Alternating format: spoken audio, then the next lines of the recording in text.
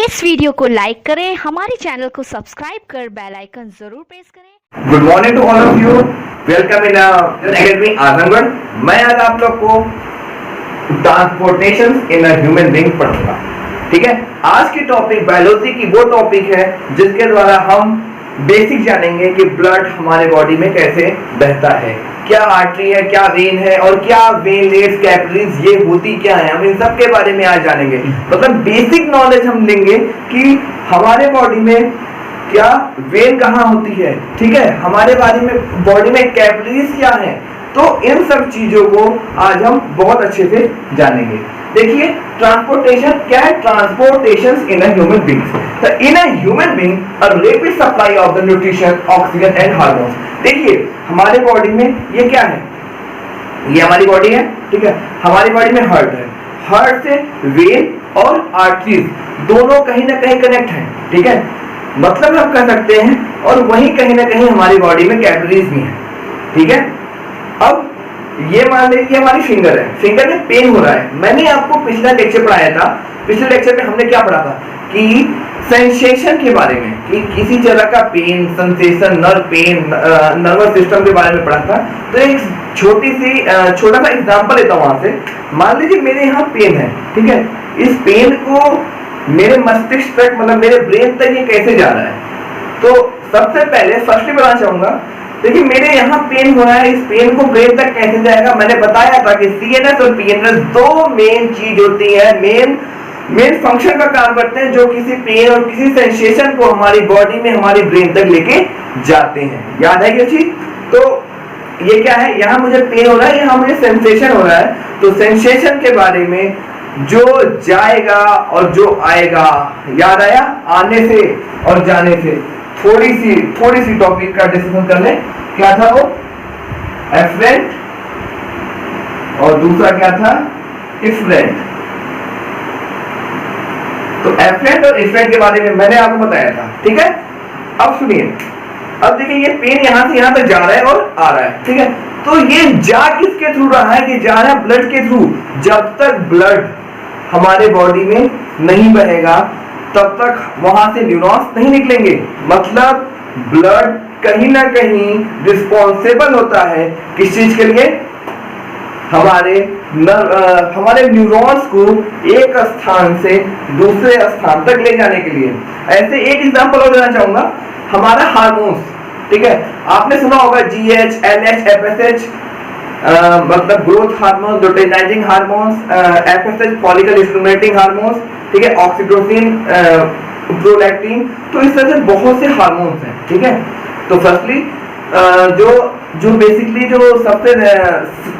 सबसे फेमस जो हार्मोन है जिसे सब जानते हैं, ठीक है, ये क्या है, ग्रोथ हार्मोन या एफएसएच, टीएसएच, थायराइड के बारे में तो सब जानते हैं, ठीक है। तो ये तीन हार्मोन सब हर बच्चे जानते हैं, ठीक है। तो ये क्या है, जीएच। और देखिए कोई भी हार्मोन हमारे बॉडी में किस तरह से सर्कुलेट होगा, किस तरह से वो एक स्थान से दूसरे स्थान तक पहुंचेगा, किसके थ्रू पहुंचेगा, ब्लड के थ्रू, ठीक है। तो ब्लड कहीं ना कहीं हार्मोन्स के लिए भी रिस्पॉन्सिबल है। तो हमने क्या पढ़ा, हार्मोन्स के लिए क्या रिस्पॉन्सिबल है, ब्लड, ठीक है। ट्रांसपोर्टेशन के लिए क्या, हार्मोन का ट्रांसपोर्टेशन किसके थ्रू होता है, ब्लड के थ्रू होता है। क्या, न्यूट्रिएंट, हमारे बॉडी में न्यूट्रिएंट और ऑक्सीजन, ठीक है। तो ये तीनों का देखिए, the human beings rapid supply, ये रैपिड सप्लाई करता है न्यूट्रिशन का, ऑक्सीजन का और हार्मोन्स का, ठीक है, to a various tissue and the immediate disposal of the waste product in an essential requirement, ठीक है।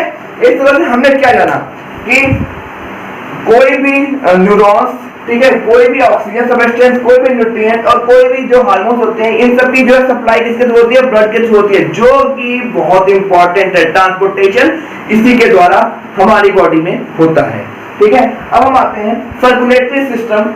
सर्कुलेटरी सिस्टम है द 3 पार्ट। देखिए सर्कुलेटरी सिस्टम का 3 पार्ट होता है, ठीक है। हमारे बॉडी में कोई भी चीज बहेगी तो किसके थ्रू बहेगी, वो 3 चीज के थ्रू बहेगी। इसके सर्कुलेटरी मीडियम, उसका मीडियम क्या है, देखिए हर चीज का अपना एक मीडियम होता है। क्या है, सर्कुलेटरी मीडियम। दूसरा है क्या, ब्लड वेसल। और तीसरा क्या है, पंपिंग ऑर्गन। आपको पता है कि पंपिंग ऑर्गन के रूप में हमारी बॉडी में केवल एक चीज है जिसका नाम है हार्ट, जो कि पंप करता है, ठीक है। तो पंपिंग आर्गन में क्या हो गया, हार्ट हो गया। ब्लड वेसल, आर्टरी, वेन और क्या, कैपिलरीज, आर्टरीज, वेन और कैपिलरीज। देखिए ब्लड वेसल्स में आती हैं, ये आती है आर्टरीज, वेन और कैपिलरीज। और जीरो फर्स्टली जो लिखा होता है सर्कुलेटरी मीडियम। देखिए मीडियम कई टाइप का होता है, ठीक है, जैसे ब्लड, टिश्यू फ्लूइड और लिम्फ। देखिए जो टिश्यू के पास जो फ्लूइड पाया जाएगा वो होगा टिश्यू फ्लूइड, ठीक है, और जो हमारे वेन्स, आर्टरीज में होगा वो क्या होगा, ब्लड, ठीक है। तो क्या हुआ, सर्कुलेटरी मीडियम में क्या हुआ, ब्लड और टिश्यू फ्लूइड एंड लिम्फ। तो इस तरह से हमने बेसिकली जाना कि transportation in the human beings किस तरह से क्या है इसका, इसके बारे में हमने थोड़ी सी जानकारी ली है, ठीक है। In the human being the rapid supply of nutrition, rapid supply, एक चीज का ध्यान रखेंगे, इसका rapid supply of nutrition, oxygen and hormones, ठीक है, टू वेरियस टिश्यूज, ठीक। अब हम इसके आगे आते हैं, सर्कुलेटरी मीडियम। सर्कुलेटरी मीडियम में आते हैं, देखिए ये जो है इसका जो है कौन कौन सा सर्कुलेटरी मीडियम होता है। सबसे पहले हमने पढ़ा था ब्लड। अब ब्लड होता क्या है, दूसरा क्या है, tissue fluid, tissue fluid, blood और लास्टली क्या है, लिम्फ। अब देखिए हम ब्लड के बारे में पढ़ेंगे। Blood found in the heart and blood vessel. ये जो कहाँ पाया जाता है, ये हार्ट और ब्लड वेसल के अंदर पाया जाता है, ठीक। आर्टरीज एंड वेन और कैपिलरी, ये देखिए आर्टरी के थ्रू, वेन के थ्रू और क्या है, कैपिलरी के थ्रू बनता है, ठीक है। ये जो है बहता किसके थ्रू है, आर्टरी, वेन और कैपिलरी के थ्रू। देखिए tissue fluid found in the space between cell and cell in organs. देखिए टिश्यू फ्लूइड का मतलब क्या है, ये हमारी कोई टिश्यू है, देखिए टिश्यू जानते होंगे आप, ऊतक, ऊतक क्या होती है, ये देखिए ये दो टिश्यूज के बीच में का जो फ्लूइड होगा ये क्या होगा, टिश्यू फ्लूइड। टिश्यू के अंदर जो फ्लूइड पाया जाता है वही होता है, क्या होता है वो, वही कहलाता है क्या, tissue fluid. Found in the space between cell, cell के बीच में जो पाया जाएगा वही क्या होगा, टिश्यू फ्लूइड। किसी भी सेल के बीच में जो फ्लूइड पाया जाएगा वो क्या होगा, टिश्यू फ्लूइड होगा। अब हम नेक्स्ट आते हैं lymph. Found in the lymph vessel and the lymphatic organ. ये कहाँ पाया जाता है, लिम्फ वेसल और लिम्फेटिक ऑर्गन के पास। देखिए ब्रेस्ट के पास भी, मतलब जो फीमेल का जो ब्रेस्ट होता है वहां पर भी कई तरह के लिम्फ नोड और लिम्फ पाए जाते हैं, ठीक है। अब हम आते हैं, पहले ब्लड को अच्छे से पढ़ लेते हैं। Found in the heart and the blood vessels. देखिए ब्लड का नाम आ रहा है तो हम पहले ब्लड के बारे में अच्छे से जान जाएंगे। ब्लड होता क्या है, ठीक है। ब्लड मेल और फीमेल में अलग अलग क्वांटिटी में पाया जाता है। सबको पता है जब किसी को कोई भी इंजरी होती है तो ब्लड निकलता है, मतलब कहीं ना कहीं हमारे टिश्यूज में भी चोट लगती है, कोई इंजरीज होती है तो ब्लड निकलता है। तो कहीं ना कहीं हमारे पूरे बॉडी में ब्लड का सर्कुलेशन होता रहता है, नेल्स और हेयर्स को छोड़ के, ठीक है। तो हम देखते हैं ब्लड इन द मेल 5 से 5.5 लीटर, ठीक है, ये प्रेजेंट ही होता है, और फीमेल में 4.5 to 5 लीटर। अब देखिए क्वांटिटी दोनों में कम क्यों है, लेकिन फीमेल में क्या होता है, मेंसेस आती है आफ्टर प्यूबर्टी, प्यूबर्टी के बाद मेंसेस का आना, प्यूबर्टी के बाद मेंसेस के आने के कारण जो है इनकी जो है क्वांटिटी जो होती है वो कम होती है। फीमेल में मेंसेस क्यों आती है, जब मैं आपको रिप्रोडक्टिव साइकिल पढ़ाऊंगा, रिप्रोडक्टिव सिस्टम क्लास 10 में है रिप्रोडक्टिव सिस्टम, जब मैं वो पढ़ाऊंगा तो मैं आपको बताऊंगा कि रिप्रोडक्टिव है क्या, मेंसेस है क्या, ये साइकिल है क्या, ठीक है। तो हम पहले ये कहते हैं इन द मेल 5 से 5 लीटर, ठीक है, 5 से 5.5 लीटर, फीमेल में इसकी क्वांटिटी थोड़ी सी कम है। Blood always move away from the heart. देखिए क्या क्या है, मैं आपको समझाता हूँ। ये हमारा हार्ट है, मैं आपको इसी चैप्टर में लास्ट में बताऊंगा कि हार्ट में प्योर ब्लड और इम्प्योर ब्लड कैसे बहते हैं, क्या है वो सब कुछ बताऊंगा। एक रफली डायग्राम के थ्रू आप समझ लें। ये क्या है, इंफीरियर वेना कावा, ये superior vena cava, pure blood आया, ठीक है, राइट एट्रियम और राइट वेंट्रिकल के थ्रू, राइट एट्रियम और राइट वेंट्रिकल के थ्रू ये आया, और इसके बाद ये क्या कहाँ पे, लंग्स में, ठीक है, लंग्स में जाके प्योर हुआ, और प्योर होने के बाद ये फिर हमारे बॉडी में आता है, ठीक है। इसमें पल्मोनरी आर्टरी और पल्मोनरी वेन के थ्रू आना जाना होता है, ठीक है। इसको डिटेल में मैं आपको हार्ट चैप्टर, मतलब हार्ट एक अलग से टॉपिक बनाऊंगा, उसमें मैं आपको डिटेल में समझाऊंगा, ठीक है। तो क्या है, blood always move away from the heart, ठीक है, ये कहां से, अवे फ्रॉम द हार्ट, ठीक, through arteries and the back to the heart through veins. मतलब ये क्या जो है बैक कैसे होता है, वेन्स के थ्रू होता है, और अब ये कहां से जाता है? हार्ट से जाता है। ठीक है, अब हम आते हैं composition of the blood. Blood का कंपोजिशन मतलब ब्लड बना किससे होता है? देखिए मेनली क्या पार्ट है? प्लाज्मा। सबसे पहले चीज याद करनी है प्लाज्मा। ब्लड में प्लाज्मा पाया जाता है। प्लाज्मा का पाया जाना, प्लाज्मा किससे बना होता है? कंपोजिशन ऑफ द ब्लड में प्लाज्मा मेन है। ठीक है, प्लाज्मा ये जो तीन चीज है, इनऑर्गेनिक, ऑर्गेनिक और वाटर। क्या है? इनऑर्गेनिक, ऑर्गेनिक और वाटर। अब हम ऑर्गेनिक की बात करेंगे। ऑर्गेनिक की बात करते हैं तो ऑर्गेनिक में वो सारे सबस्टेंस, ठीक है, वो सारे सबस्टेंस आएंगे जो कि ऑर्गेनिकली बनते हैं। ठीक है, इनऑर्गेनिक में कोई भी आयंस, जैसे सोडियम, पोटेशियम, ये आयंस हो गए। ठीक है, और वाटर तो सबको पता है H2O। और ये जो हमारा क्या है? प्लाज्मा, ये इसके थ्रू जब हम रिस्पायरेशन करते हैं, ठीक है, plasma transport food and carbon dioxide और जो है ये क्या करता है? Nitrogen waste substance. इन सबको हमारे बॉडी में प्लाज्मा के थ्रू जाता है और बाहर निकलता है, जैसे कार्बन डाइऑक्साइड का बाहर निकलना by the through of respiration. ठीक है, अब हम आते हैं नेक्स्ट टॉपिक पे, सेलुलर इवेंट। देखिए सेलुलर इवेंट में क्या क्या आता है? The type of the cellular event. Cellular event कितने टाइप के होते हैं? ये 3 टाइप के होते हैं। हमें इस तरह से याद करना है, WBC, RBC और लास्टली प्लेटलेट्स। तो देखिए आरबीसी, डब्ल्यूबीसी और प्लेटलेट। ठीक है, अब आरबीसी क्या होती है और डब्ल्यूबीसी क्या होती है? आरबीसी और डब्ल्यूबीसी को पढ़ाने के लिए मैं इसे जो है तुलनात्मक रूप से आपको करा दूंगा। दोनों में कंपैरिजन अगर किसी चीज में कर दी जाए तो वो हमेशा हमारे ब्रेन में बैठ जाती है, तो इसलिए हम इसको कंपैरिजन के थ्रू तैयार करेंगे। देखिए आरबीसी है क्या और डब्ल्यूबीसी है क्या? आरबी का दूसरा नाम है इरिथ्रोसाइट। पहले इसको अब इस तरह से पढ़ेंगे। आरबीसी क्या है? हमें बुक में क्या मिलता है? RBC is known as erythrocyte. लेकिन उतना लंबा पढ़ने से अच्छा है कि हम इसे शॉर्ट में कंपैरिजन करके पढ़ ले। क्या है? आरबीसी क्या है? इरिथ्रोसाइट है। डब्ल्यूबीसी क्या है? ल्यूकोसाइट है। देखिए आरबीसी क्या है? इरिथ्रोसाइट। डब्ल्यूबीसी क्या है? ल्यूकोसाइट। ठीक, आरबीसी का स्ट्रक्चर देख लेते हैं। आरबीसी कैसा होता है? आरबीसी होता है डंबल शेप। ठीक है, आरबीसी का स्ट्रक्चर कैसा होता है? डंबल शेप का। ठीक, देखिए आरबीसी का स्ट्रक्चर होता है डंबल शेप का, लेकिन जो डब्ल्यूबीसी का स्ट्रक्चर होगा वो कैसा होगा? राउंडेड या इर्रेगुलर। ठीक है, लेकिन ये इर्रेगुलर होता है। ये जो होता है ये कैसा होता है? अप्रॉक्स इर्रेगुलर राउंडेड होता है। ठीक है, अब ये कैसा होता है? डिस्क-लाइक। अब फिर दोनों में फिर तुलना करते हैं। They are proceed in a red bone marrow. ये जो है कहां पे प्रोड्यूस होता है? रेड बोन मैरो में प्रोड्यूस होता है। दे आर प्रोड्यूस मतलब आरबीसी कहां प्रोड्यूस हो रहा है? Red bone marrow. नाम ही देखिए, नाम ही बता रहा है रेड बोन मैरो। ठीक है, जो बोन मैरो का जो रेड वाला स्थान होगा, मतलब रेडिश पार्ट यहाँ पे ब्लड पाए जाते हैं, वो वहां पे होगा क्या? आरबीसी। बोन मैरो क्या होता है पता है? ये पर्टिकुलर पार्ट बोन मैरो। जब कभी हम किसी को एनेस्थीसिया देते हैं, टोटल एनेस्थीसिया, तो वो हम कहां देते हैं? वो हम अपने बोन मैरो में देते हैं। ठीक है, ठीक, वो L5 और L6 होता है, वो मेडिकल टर्मिनोलॉजी है, वो वहां पे देना ही पड़ता है। ठीक है, जिस कारण हमारी बॉडी क्या टोटली काम करना उस टाइम तक, ऑपरेशन के टाइम पे इसे दिया जाता है। ठीक है, तो ये क्या है? Red bone marrow. तो मोस्टली द बोन मैरो। अब देखिए डब्ल्यूबीसी के बारे में, mostly the bone marrow also produce in the lymph node and spleen.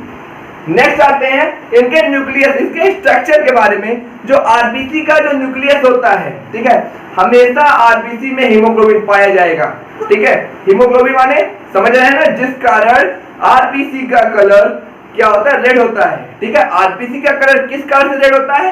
Haemoglobin के कारण रेड होता है। लेकिन डब्ल्यूबीसी के अंदर हीमोग्लोबिन नहीं पाया जाता। किसी तरह का कोई पिगमेंट न पाए जाने के कारण, किसी तरह का कोई पिगमेंट न होने के कारण इसका स्ट्रक्चर कैसा होता है?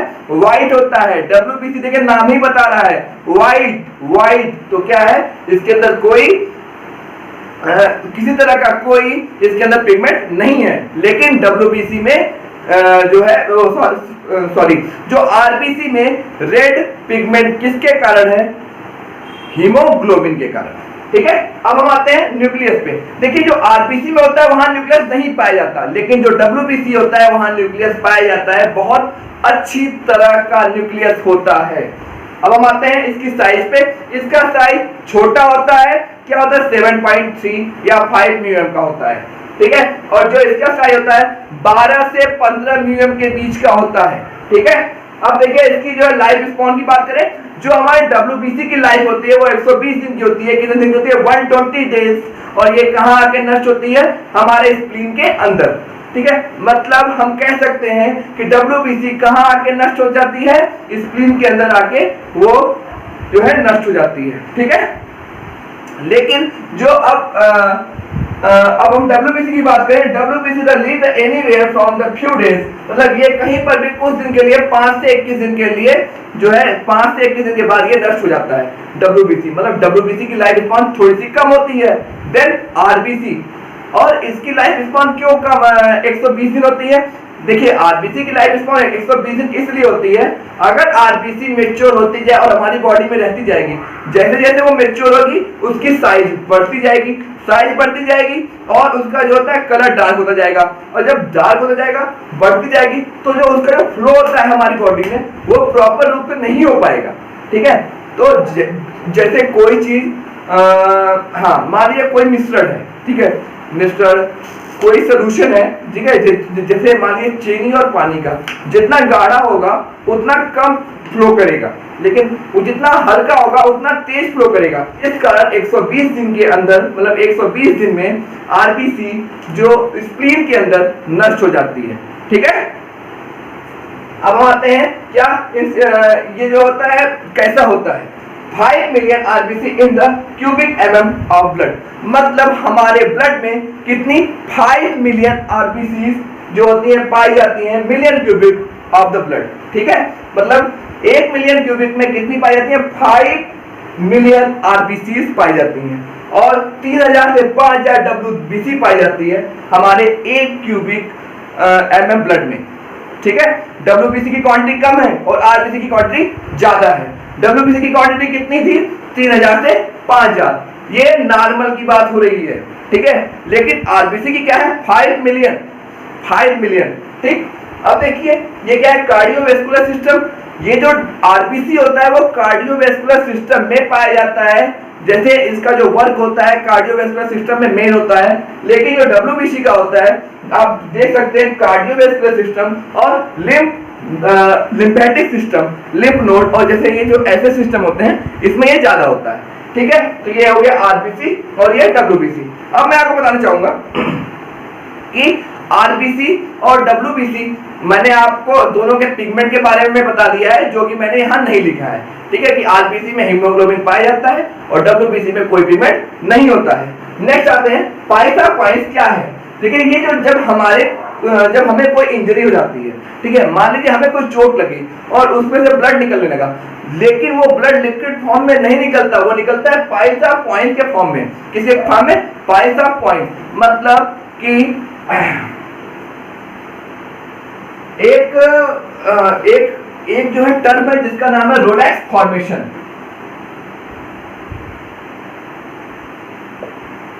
रोलेक्स फॉर्मेशन का मतलब ये होता है जो हमारी घड़ी होती है, घड़ी, ये जो वॉच जैसा स्ट्रक्चर, देखिए रोलेक्स, ठीक है, ये गोल गोल स्ट्रक्चर होता है, ठीक है। ये जो गोल गोल स्ट्रक्चर होता है इस फॉर्म में हमारा ब्लड निकलता है, ठीक है, जैसे ये, ठीक है, देखिए ये पाइसा पॉइंट के फॉर्म में हमारा ब्लड निकलता है, ठीक है। जब कभी हमें कोई इंजरी होगी तो वहां से जब ब्लड निकलेगा हमें लिक्विड फॉर्म में दिखता तो जरूर है, लेकिन वो इस फॉर्म में पाइसा पॉइंट के फॉर्म में वो हमारे बॉडी से बाहर निकलता है। अब हम आते हैं प्लेटलेट्स के बारे में। मैंने आपको RBC WBC पढ़ाया, लेकिन फंक्शन ऑफ WBC आपको बता देता हूं। जो फंक्शन ऑफ WBC होता है, किसी भी फॉरेन बैक्टीरिया, किसी भी फॉरेन पार्टिकल से हमें जो है वो बचाता है, ठीक है। मतलब WBC क्या करता है? रोग प्रतिरोधक क्षमता अर्थात हमारी इम्यूनिटी को वह बढ़ाता है। किसी भी डिजीज से, किसी भी बीमारी से लड़ने के लिए WBC हमें हेल्प करता है, ठीक है। जो WBC होता है किसी भी तरह की कोई भी इंफेक्शन कॉज होने से हमें बचाता है, ठीक है। मतलब कोई भी इंफेक्शन हमें नहीं होगा अगर हमारा WBC जो है सही है, ठीक है। मतलब WBC अगर हमारा सही है तो हमें कोई बीमारियां नहीं हो सकती। अब हम आते हैं प्लेटलेट्स के बारे में। प्लेटलेट्स होते क्या हैं? देखिए ये जो होता है ये जो प्लेटलेट्स होते हैं ये ब्लड के साथ ही बहते हैं, ठीक है। मतलब पहले हम इसके स्ट्रक्चर के बारे में आते हैं। ये कैसे होते हैं? कलरलेस होते हैं, ओवल और राउंडेड एंड शेप होते हैं, ठीक है। These are found in the floating blood, मतलब ये ब्लड के साथ ही साथ बहते हैं, ठीक है। और they play a major role in a blood clotting, और ये ब्लड क्लॉटिंग में मेजर रोल अदा करते हैं। अब सुनिए, प्लेटलेट्स को अगर देखना है तो कैसे देख सकते हैं? जब कभी हमें चोट लगती है, ठीक है, तो चोट लगने के कारण तुरंत ही अगर हम देखें तो ब्लड के साथ एक लिक्विड वाटरी सब्सटेंस बाहर आता है, ठीक है। ये जो लिक्विड वाटरी सब्सटेंस होता है ये होता है सीरम, ठीक है, सीरम होता है। और ये एक पार्ट होता है किसका? प्लेटलेट्स का, ठीक है। कभी भी हमारी स्किन अगर निकल जाए तो वहां पे साइड से जो है ब्लड के साथ एक वाटरी सब्सटेंस बाहर निकलता है, जो क्या होता है? प्लेटलेट्स, ठीक है। अब हम आते हैं इसके बारे में। अब देखिए क्लॉटिंग क्यों होती है, ठीक है। प्लेटलेट के बारे में थोड़ी जानकारी और लेते हैं। प्लेटलेट होते हैं 3 टाइप के होते हैं, ठीक है। सीरम, पहला क्या हुआ? सीरम एल्बुमिन, सीरम ग्लोबुलिन और तीसरा फाइब्रोजेन। ये जो फाइब्रोजेन होता है इसके आगे सीरम नहीं लगा होता है, क्योंकि ये क्लॉटिंग फैक्टर में यही हेल्प करता है। It is a very responsible in the clotting factor. क्या है? फाइब्रिन, ठीक है। फाइब्रिन कन्वर्ट इनटू द फाइब्रोजेन, तो क्या होगा? जब फाइब्रिन फाइब्रोजेन में कन्वर्ट होगा तो क्लॉटिंग हो जाएगी और हमारा ब्लड रुक जाएगा। तो मतलब प्लेटलेट्स में सबसे मेन रोल कौन निभाता है क्लॉटिंग में? क्या? फाइब्रोजेन, ओके। अब हम आते हैं क्या? Function of blood. देखिए ब्लड का फंक्शन क्या क्या है, हमने पूरा चैप्टर पढ़ लिया ब्लड का, ठीक है। अब हम फंक्शन ऑफ ब्लड में आएंगे। अगर हम पर्टिकुलर आरबीसी का फंक्शन भी देखेंगे तो भी हमें ब्लड का फंक्शन समझ में आ जाएगा। आरबीसी, डब्ल्यूबीसी और प्लेटलेट, ठीक है। तो पहले हम निकालते हैं प्लेटलेट। अभी हमने पढ़ा कि ब्लड में जो प्लेटलेट्स होते हैं उसके अंदर फाइब्रिन मतलब फाइब्रोजेन पाया जाता है, जो कि क्लॉटिंग में हेल्प करता है। तो हम कह सकते हैं प्रिवेंशन ऑफ ब्लड लॉस, ठीक है। मतलब ब्लड के कारण ब्लड लॉस में हेल्प हो रही है, किसके कारण? प्लेटलेट्स के कारण। तो ड्यू टू द प्लेटलेट क्या होगा? जो है हमारी जो होगी ब्लड क्लॉटिंग में हेल्प होगी। तो क्या है? प्रिवेंशन ऑफ ब्लड लॉस, ठीक है। अब क्या है? Defence against infection. हमें पता है कि WBC क्या करता है? इन्फेक्शन या किसी भी बीमारियों से हमें क्या करता है? प्रिवेंशन देता है। तो क्या है ये कहां पाया जाता है? ब्लड के अंदर। तो क्या हुआ? WBC, ठीक है। अब देखिए transport of the waste product. देखिए वेस्ट प्रोडक्ट का ट्रांसपोर्ट किसके थ्रू होता है? ब्लड के थ्रू होता है। जब हम चैप्टर आगे पढ़ेंगे एक्सक्रीशन, जो मेरी नेक्स्ट टॉपिक आने वाली है, वो आने वाली एक्सक्रीशन की, आप उसमें देखेंगे कि जो है किस तरह से ब्लड आके छनता है और वेस्ट प्रोडक्ट हमारे बॉडी से बाहर निकलते हैं। तो क्या हुआ? ये भी क्या हुआ? ब्लड का टाइप हुआ। अब देखिए transport of the body secretion, जो मेरा सबसे पहले का वीडियो था जिसमें मैंने आप लोग को नर्वस सिस्टम के बारे में बताया था, उसी में एक और टॉपिक है, क्या है उसके बाद की? Transport of the body secretion. जब कभी हमारे बॉडी से कोई हार्मोन्स का सिक्रीशन होता है तो वो किसके द्वारा होता है? ब्लड के द्वारा। मैंने लेक्चर के स्टार्टिंग में ही बताया था कि हार्मोन्स का सिक्रीशन किसके थ्रू होता है? ब्लड के थ्रू होता है। तो अब नेक्स्ट आते हैं ट्रांसपोर्ट ऑफ न्यूट्रिशन। जब कभी हम कोई भी फूड पार्टिकल्स इनहेल करते हैं, लेते हैं, खाते हैं और वो डाइजेस्ट होता है तो वो ब्लड में जाके मिक्स हो जाता है, ठीक है। प्रोटीन और ये सब पार्टिकल हमारे बॉडी में एब्जॉर्ब होते हैं। तो ये क्या है? Transport of nutrition. देखिए न्यूट्रिशन का ट्रांसपोर्ट किसके थ्रू होता है? ब्लड के थ्रू होता है। अब क्या है? Transport of respiration. देखिए जब कभी हम पढ़ेंगे कि देखिए जब हम जो भी चीज खाते हैं, ठीक है, वो जो है फूड पार्टिकल जाता है हमारे बॉडी में जाके छनता है। फिर क्या जब हम हार्ट पढ़ेंगे, जब हार्ट में ब्लड का मिक्स होगा, जो ब्लड जाएगा लंग्स में, वो जो लंग जो उसे जो प्यूरिफाई करेगा, मतलब टोटल मिला के ये एक साइकिल है। उस हिसाब से हम कह सकते हैं transport of respiration of the gases, मतलब रिस्पायरेटरी गैसेस O2 और CO2 को लेना और छोड़ने के प्रोसेस में भी कहीं ना कहीं ब्लड क्या होगा? रिस्पॉन्सिबल होगा। इस तरह से आज हमने क्या क्या पढ़ा? ब्लड, ठीक है, ट्रांसपोर्ट ऑफ द ब्लड, फिर हमने पढ़ा ब्लड के बारे में, इसके टाइप, ठीक, हमने आरबीसी, डब्ल्यूबीसी और प्लेटलेट्स पढ़े और फंक्शन ऑफ ब्लड पढ़ा। अगर आपको हमारा वीडियो अच्छा लगा हो तो लाइक सब्सक्राइब करना ना भूलें। इसी तरह से हम आपके पास और भी कई वीडियोस लाते रहेंगे, जैसे बायोलॉजी के, केमिस्ट्री के और मैथ के, ठीक है। और इस टाइम मई के महीने में अच्छे से सारे के सारे टॉपिक्स को तैयार कर लें कि जब आप अपने स्कूल में जाएं तो आपके टॉपिक्स जो है अच्छे से प्रिपेयर